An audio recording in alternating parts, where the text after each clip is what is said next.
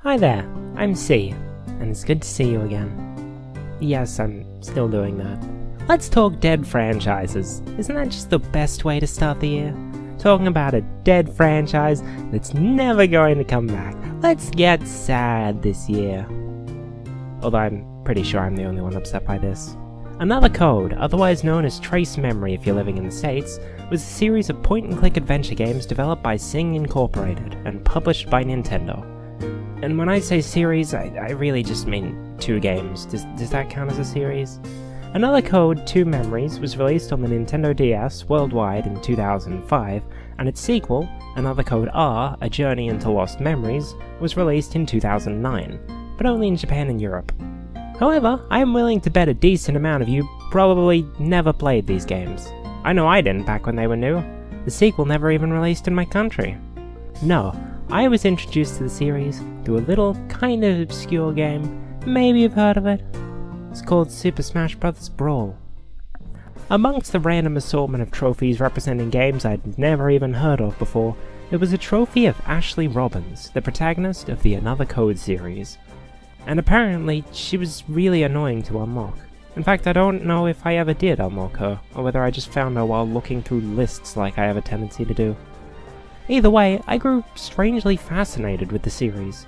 I mean, just look at that description. Her parents disappeared when she was 3, she receives a package from the father she thought was dead, there's a place called Blood Edward Island?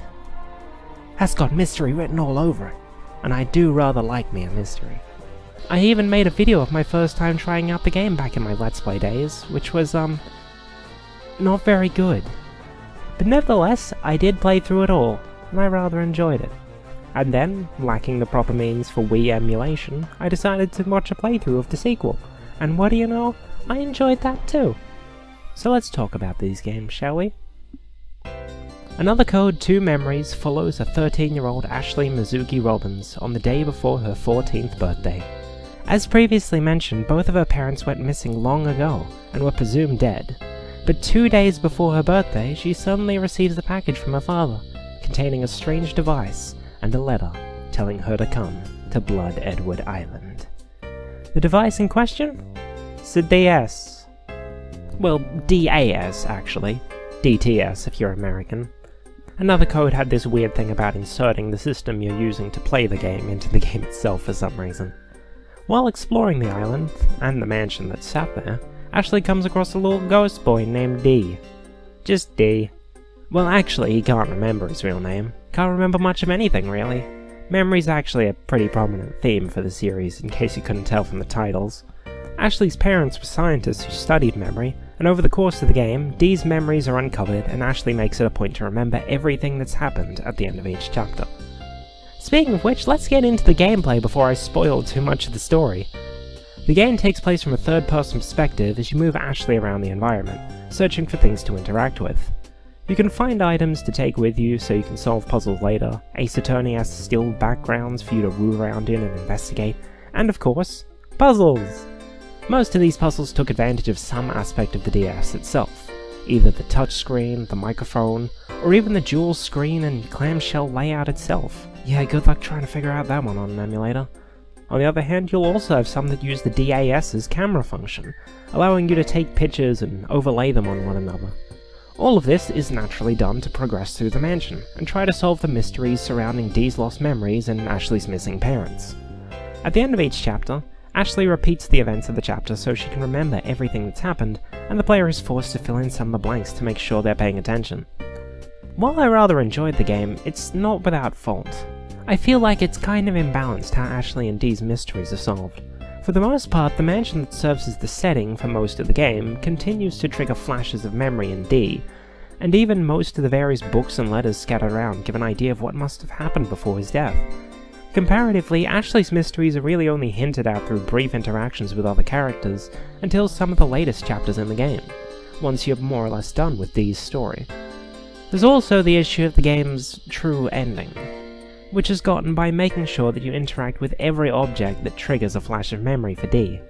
I didn't actually get the true ending on my first playthrough, because before I got into the habit of checking everything, one of these objects is right in the middle of a puzzle, and interacting with this object, which holds the solution, would prompt Dee to remember how to solve it. I already figured out how to solve it, and did so without ever interacting with the item itself. So I got the bad ending because I solved a puzzle too quickly. Not the greatest feeling in the world. However, ignoring my experience with the true ending, and my difficulty getting certain puzzles to work on an emulator, and despite it being kinda short, I did have a rather good time with the game. Enough to want to check out its sequel. Another Code R, A Journey into Lost Memories, picks up roughly 2 years after the original game, after Ashley is reunited with her father. Yeah, spoilers I guess. Well, sort of. See, she knows he's alive and all, but he's run off for work again. And now he wants Ashley to come visit him where he works, at Lake Juliet. As Ashley arrives, she suddenly starts to get flashes of memory, realizing that she's actually been to Lake Juliet before with her mother. After some discussion with her father, she eventually receives this game's MacGuffin, the TAS, which is actually just a Wiimote with a screen. She also comes across this game's sidekick, Matthew Crusoe, and much like Ashley from the first game, Matt is searching for information on his missing father. And so, just like the first game, we've got 2 mysteries running parallel to investigate. With the jump to the Wii, Another Code R steps up the presentation, using 3D models for all the characters during dialogue, and fully modeled 3D environments for investigation sequences. And with the setting no longer being an abandoned mansion, there's a lot more characters to talk to, giving a greater emphasis on dialogue. Many of the previous game's little systems are back, picking up random objects, solving puzzles, and even taking pictures with the DAS. Exploration is a little different, however.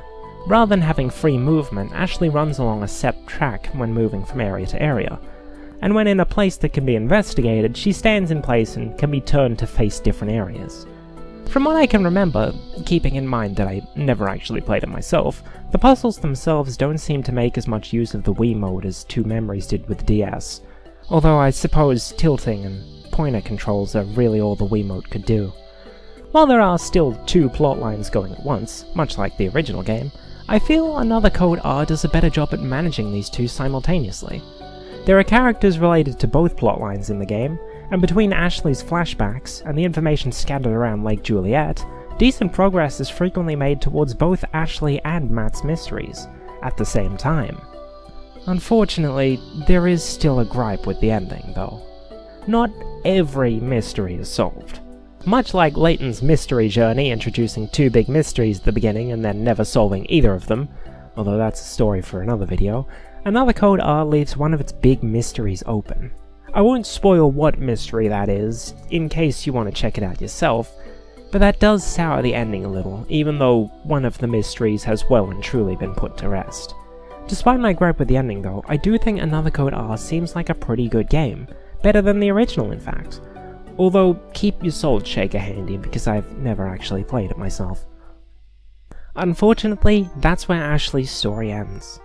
While they certainly had ideas for where to take the series after Another Code R, considering they totally baited a sequel by leaving mysteries unsolved, Sing went bankrupt in 2010, and outside of one little thing, Nintendo's never done anything with Another Code ever again. What little thing was that? Oh, well, Super Smash Bros. Ultimate. Like many long-forgotten Nintendo characters, Ashley sees one last hurrah as a spirit in Super Smash Bros. Ultimate, and is available during the main adventure, much to my delight. But outside of that, Nintendo's never really done anything with the series. And why would they? Ignoring whether or not they can even use the franchise without Sing, I don't know how the copyright works in that regard, from everyone I've seen playing Smash, I'm pretty sure only one person has recognized Ashley or her series so far. While I can't exactly go back in time, I'm guessing she and her series were never particularly popular, even back when they were still new.